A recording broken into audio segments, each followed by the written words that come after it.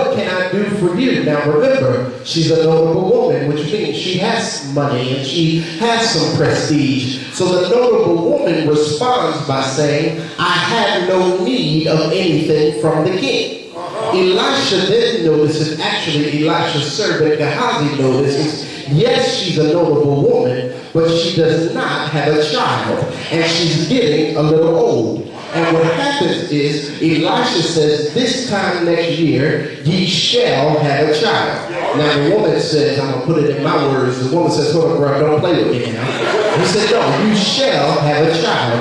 And that is exactly what happens. The woman has a child. Then the Bible goes on to say that one day, this child goes out into the field and he says, my head, my head. Now this child, this father did what most fathers do when their children have a problem. Go see your mother. So, the young man goes to his mother, and the Bible says that the young man slept on his mother's lap, and at around noon, this young man died. In other words, at around noon, everything this woman had hoped for, everything this woman had ever wanted, the gift and promise of this woman, all of a sudden, was stripped from her.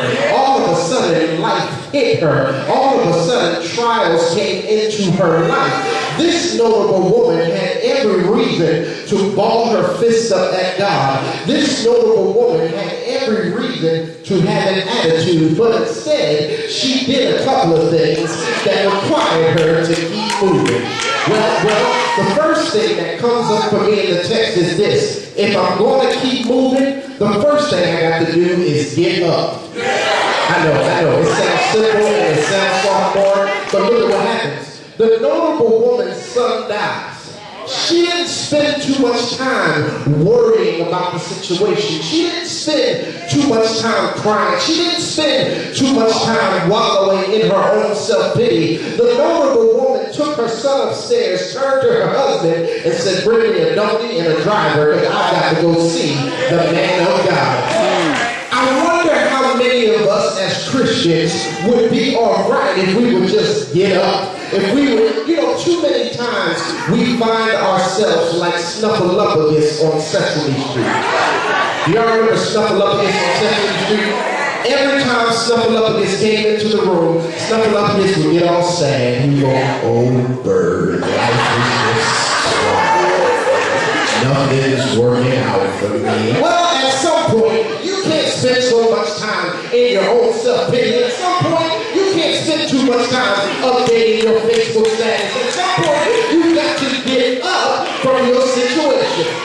But the truth of the matter is, Shiloh, the question is, when people get up, because most folk, when they get up, come to the church looking for something. And the question, Shiloh, is, when they come to the church, what is the first thing they are encountering? The truth of the matter is, when I get up from my situation and I come into the house of the Lord looking for something, the first thing I ought to get is Jesus. Let me help you with it. You all remember the Wizard of Oz? Yes. I had a problem with Glinda in the Wizard of Oz. I have a problem with the good witch Glinda in the Wizard of Oz. I ain't got a problem with the wicked witch. I mean, she is what she is. But Glinda, the good witch, I got a problem with her. Look what happens. Dorothy gets in a tornado. Life hits her. And Dorothy wakes up in Oz. The first person Dorothy meets after the mayor of Munchkinland is Glinda. Remember, Glinda comes down in her little bubble. Dorothy says what her problem is. I'm in Oz and I need to get home. Glinda says, go and see the wizard. So then Dorothy starts walking through Oz. Here she is on her way to the wizard because somebody told her if I get to the wizard everything will be alright. But here she is walking through Oz and church folks the people in Oz start messing with her. Here she is walking through Oz and church folks start talking about her. Here she is walking through Oz and church folks start trying to assassinate her character. She gets to the wizard and what happens? everything for her. Here comes Glenda in her little bubble. What does Glenda say? You had everything you need all this time. Woman, you was the first person I met when I got here. All you had to do was tell me about the power of these shoes. Come here, what am I trying to say? When I came up in this church, I came looking for something. I came looking for a savior. I didn't need to hear you preach to me about who you want me to vote for. I didn't need you to talk to me about the money. I didn't need you to talk to me about what I'm wearing. I needed you to tell me that in spite of everything I'm going through, you got everything you need to make it through this thing called life. I don't know about you, but I've got to a place. I ain't got time to play church. I ain't got a real relationship with God. Think that this thing is bigger than just a Sunday afternoon experience. I've gotten to a place where I know the Lord can handle my situation. In other words, when I get up, I've got to get my situation into the hands of God.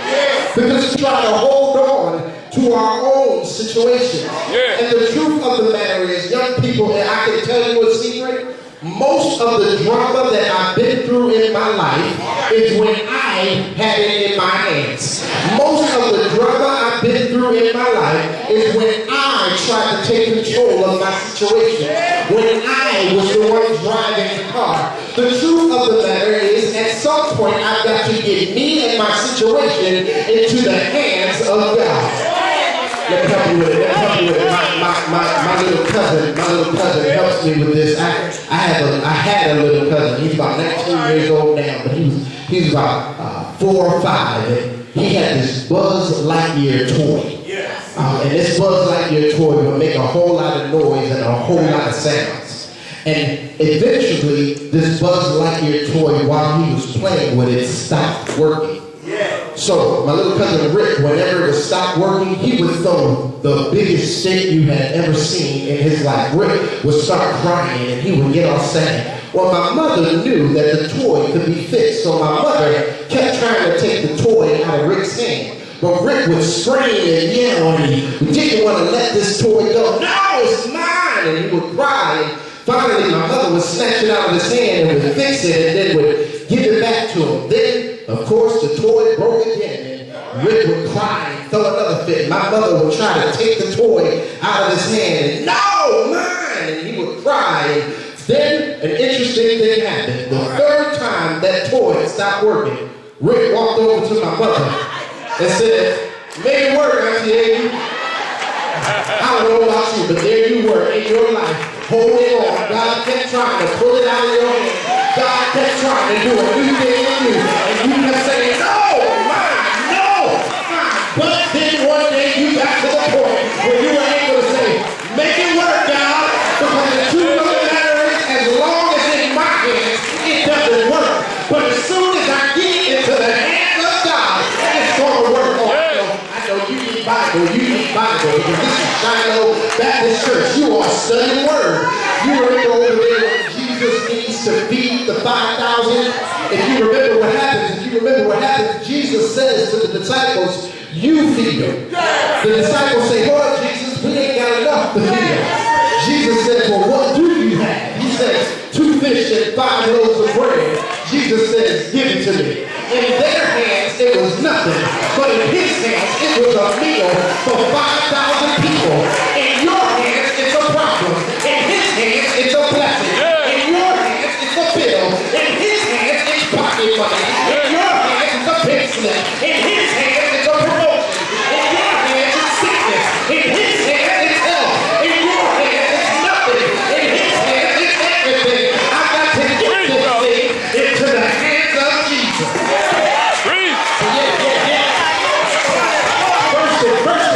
The first thing I got to do is get up and get it into the hands of Jesus. But then, there's another thing. If I'm really going to keep moving, I have to have an understanding that people's comprehension of me and my situation is not a prerequisite for my destination. See, I can be in Northern as an educator, so I just want to use some big words to impress you. People's comprehension of me and my situation is not a prerequisite from my destination. All I'm trying to say is you gotta push past people. It's in the text, it's in the text. Look what happens, look what happens. The woman says to her husband, bring me a donkey and a driver so that I may go see the man of God. The husband then says, hold up, it is neither new moon nor Sabbath. Why are you going to see the man of God? The woman says it is well, past her husband and goes to see the man of God. What am I trying to say? At some point in this thing called life, you can't worry about what people think about you. You can't worry about what people say about you. You can't worry about what people think about where you've been. You can't worry about what people think about where you're going. At some point, you got to push past people and get in the very presence of God. The truth of the matter is, I ain't got time worried about who don't like me. I ain't got time worried about who don't want to be in my presence. I ain't got time worried about how you feel about me. I ain't got time to make you comfortable with me. I've got to get in the place where I can be with my Lord and Savior. And the truth of the matter is, young people, here's another secret for you, young people. People will always try to keep you when they are comfortable having you. All right. Let me help you. Will always try to keep you where they are comfortable having you. Let me help you with it. I never will forget. My 7th grade English teacher, Miss Angela Ryan, is sitting right over there. I never will forget, an interesting thing happened when I was in 7th grade. I was in language arts class, and I wasn't passing language arts. I wasn't passing language arts. Well, Miss Angela Ryan said to me, Stephen, let me talk to you at the class. I said, okay, Miss Ryan. You know, I always had a cute little smile, so I always thought I could get through anything as long as I just be sweet. Well, Miss Ryan had news for the day. I said, Ms. Ryan said, Stephen, I see you are having a hard time passing my class. I said, yeah, Ms. Ryan, I'm having a hard time passing your class. She said, do you know what your problem is? I said, no, I don't know what my problem is. She said, you know, you sit with Duty and you sit with Rooster. Rooster and Duty were my 2 best friends.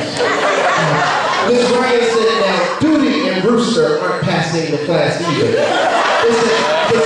See, here's something interesting. She said, Duty has a reason to not pass the class. He's having a hard time getting the work, and he's having a hard time getting the structure.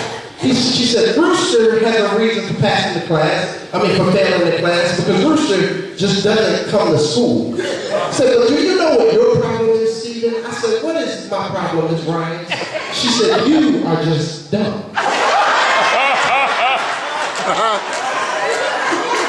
I said, hold up, lady. What do you mean I'm dumb? She said, you are probably one of the smartest young people I have ever come across. She said, you are one of the most effective communicators I have ever seen. But the reason why you are failing this class is because you keep letting Rooster and Duty keep you in your dumb situation. If you would just move your seat, you might pass this class. Well, I got news for you, Shiloh. And there's some folk in your life that you are just dumb for letting them keep you in the position they want you to be in. At some point, you got to push past some people. At some point, you got to say, hasta la vista, hasta luego, peace, deuces, hit the stepping. At some point, you got to move that are around you that ain't doing you no good. You got to push past people. Why? Because you cannot allow yourself to become dictated by other people. This just came to me a couple weeks ago. I was in Hawaii and I noticed one thing you see a lot of in Hawaii is chickens. There are chickens walking around everywhere in Hawaii. Well, we stopped at one of the national parks and I noticed that there was this beautiful, beautiful bird walking around with all these chickens. And then there was this little boy that kept running over and he would kick his feet at the chickens and all the chickens would run. And then I realized there's something stupid about that beautiful bird. You see, that beautiful bird has spent so much time with chickens that he forgot he knew how to fly. for you. How many chickens are you hanging with when you really have the power to fly? So I gotta push past people. But then, not only do I have to get up, man, not only do I have to push past people, but the truth of the matter is, if I'm really going to keep moving, I have to remember my promise. It's in the text. Look what happens. The notable woman, the first time you hear it, is when her husband says, "What are you going to see the man of God for?" And she says, "It is well." Then you notice it again when she gets to Mount Carmel. Elisha sends Gehazi and says to her, "Is it well with your husband? Is it well with the child?" And she answers, "It is well." I have to be honest with you. I struggled with that point in the text. I said, hold up, notable woman. How is it well? Your son is dead. Your son is sitting up in a room dead, and they ask you what the problems are. They ask you, is everything all right? And your answer was, it is well. So I called up the notable woman, and I said, notable woman, how is it well? She said, well, Stephen, you missed it. Earlier in the verses, I specifically said to Elisha, don't lie to me. And he told me I shall have a child. That was a promise from the man of God with a message straight from God. So I don't take all this time to get all sad, and I don't worry, because there is a promise on my life that says everything is going to be all right. In other words, the notable woman said to me, I act like it is so, even though it ain't so, because I know God is going to make it become so. Yeah. I don't know about you, but the question is, in this thing called life, living in the tension of today and tomorrow, are you able to remember that God said He will make your enemies His footstool?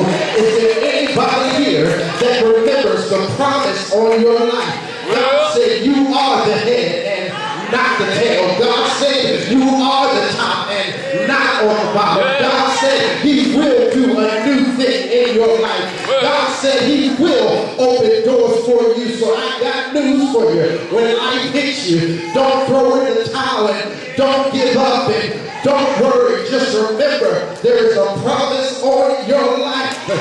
Let me help you with it. You see, promises are big in my family.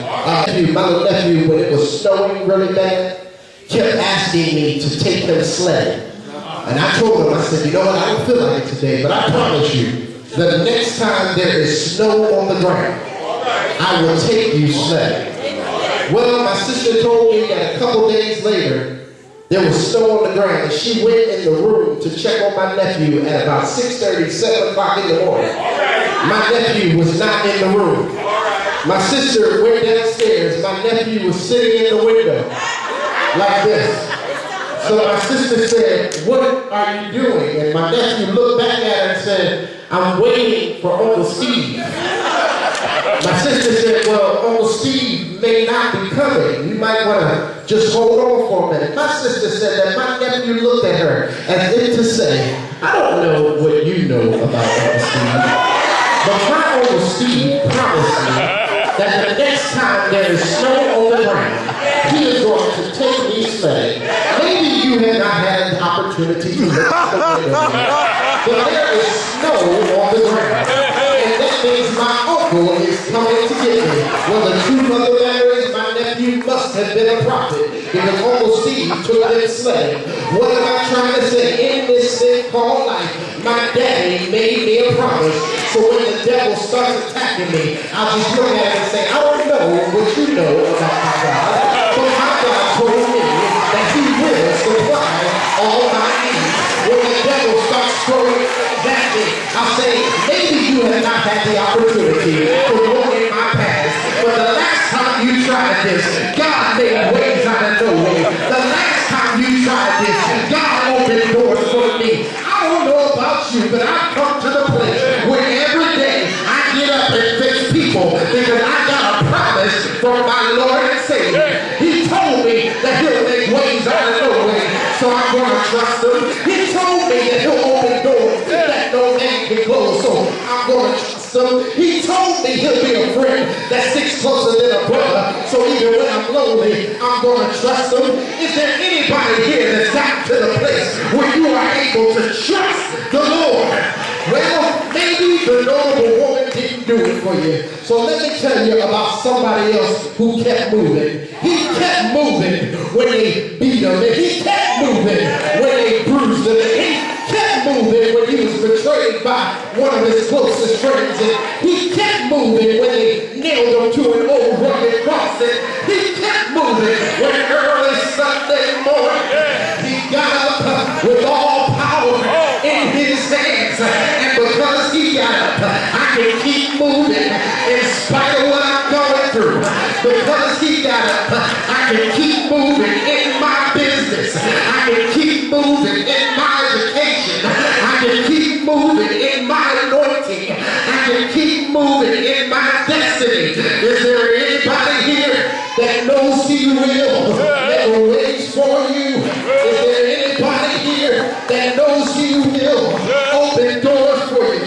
When Brother Jordan was standing here and it didn't look like this thing was going to work out, if you notice, Brother Jordan didn't throw up the saxophone. Brother Jordan didn't take off his coat and stomp away. Brother Jordan didn't get on his phone and start talking about what's happening and what's wrong in church. He instead kept moving, and at the end of the day had his whole church bopping their head talking about, oh, happy